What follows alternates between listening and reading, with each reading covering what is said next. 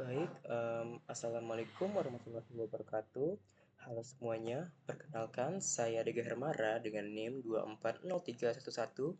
24031138873. Jadi, pada video kali ini, saya akan membahas analisis antarmuka pengguna dari sebuah aplikasi e-commerce bernama ShopNow yang sedang mengalami penurunan jumlah pengguna aktif.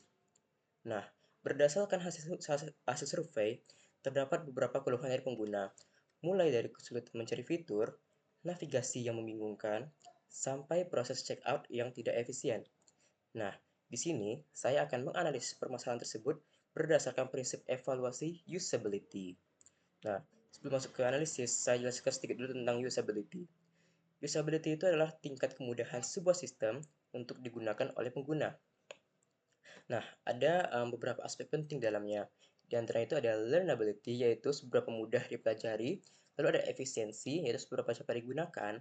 Lalu memorability, seberapa mudah diingat. Errors, seberapa sering terjadi kesalahan. Lalu ada satisfaction, yaitu tingkat kepuasan pengguna. Nah, semua aspek ini akan saya gunakan untuk menganalisis masalah di aplikasi ShopNow. Nah, jadi beberapa masalah dalam studi kasus ini, yang pertama itu adalah dari aspek learnability-nya, yaitu pencarian yang sulit ditemukan. Hal ini menjadi masalah besar bagi pengguna baru, karena biasanya di API e-commerce, fitur pencarian itu adalah fitur utama. Nah, kemungkinan penyebabnya adalah posisi search bar yang tidak strategis, misalnya tidak diletakkan di bagian atas atau tampilannya kurang menonjol. Dampaknya itu, user jadi kebingungan saat pertama kali menggunakan aplikasi. Bahkan, bisa langsung keluar karena merasa aplikasi itu tidak intuitif.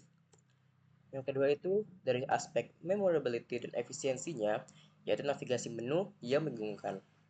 Nah, kemungkinan penyebabnya adalah struktur menu yang tidak jelas, terlalu banyak pilihan, atau tidak ada pengelompokan yang rapi. Dampaknya itu, user jadi butuh waktu lebih lama untuk menemukan fitur yang diinginkan. Mereka juga sulit mengingat posisi menu tersebut saat kembali menggunakan aplikasi. Ini bisa membuat pengalaman pengguna itu menjadi tidak nyaman. Lalu yang ketiga itu adalah dari aspek efisiensinya, yaitu proses checkout terlalu panjang. Nah, kemungkinan penyebabnya itu adalah terlalu banyak langkah yang harus dilalui, seperti mengisi data yang berulang, konfirmasi berkali-kali, atau tampilan form yang tidak ringkas. Dampaknya itu sangat besar, karena pengguna bisa batal melakukan pembelian di tengah jalan. Ini yang biasa disebut sebagai cart abandonment, dan ini sangat merugikan dari sisi bisnis. Lalu yang keempat itu adalah dari aspek satisfaction-nya, yaitu tampilan yang tidak konsisten. Nah, penyebabnya kemungkinan karena tidak adanya desain sistem jelas, sehingga setiap halaman dibuat dengan gaya yang berbeda-beda. Dampaknya itu pengguna merasa aplikasi tidak profesional dan membingungkan secara visual. Hal ini juga bisa menurunkan kepercayaan pengguna terhadap aplikasi.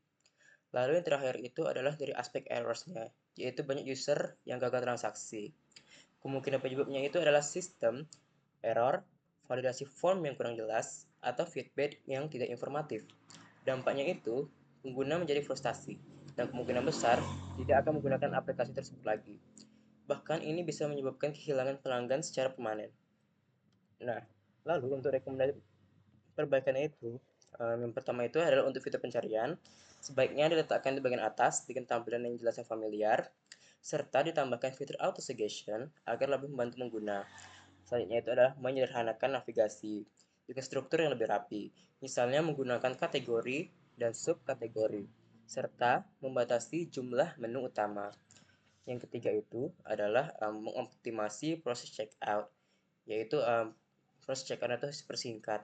Misalnya dengan menggunakan one page checkout dan fitur autofill untuk data pengguna. Pastinya hilangkan langkah yang tidak penting juga.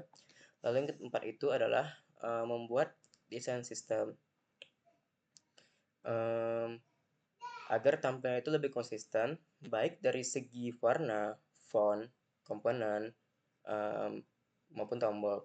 Lalu gunakan UI guideline yang sama di semua halaman. Dan yang terakhir itu adalah mengurangi error. Perlu ditambahkan pesan error yang jelas dan feedback yang informatif agar pengguna tahu apa yang harus dilakukan. Nah, jika saya berperan sebagai UI UX designer, maka prioritas utama adalah memperbaiki proses checkout dan error transaksi. Kenapa? Karena dua hal ini langsung berdampak pada pendapatan. Setelah itu, baru saya memperbaiki navigasi, fitur pencarian, dan konsistensi tampilan. Jika masalah ini tak segera perbaiki, maka dampak itu cukup serius, seperti penurunan jumlah transaksi, user pindah ke komputer lain sehingga pengguna yang menurun, dan juga rating aplikasi turun. Dan terakhir itu adalah berkurangnya kepercayaan terhadap brand. Nah, sebagai kesimpulan, antarmuka pengguna itu memiliki peran yang sangat penting dalam menentukan keberhasilan sebuah aplikasi, terutama di bidang e-commerce. Dengan memperbaiki aspek usability, diharapkan pengalaman pengguna menjadi lebih baik dan dapat meningkatkan jumlah pengguna aktif kembali. Nah, sekian penjelasan dari saya mengenai analisis studi kasus ini. Untuk lebih kurangnya saya mohon maaf. Terima kasih dan saya tutup dengan wassalamualaikum warahmatullahi wabarakatuh.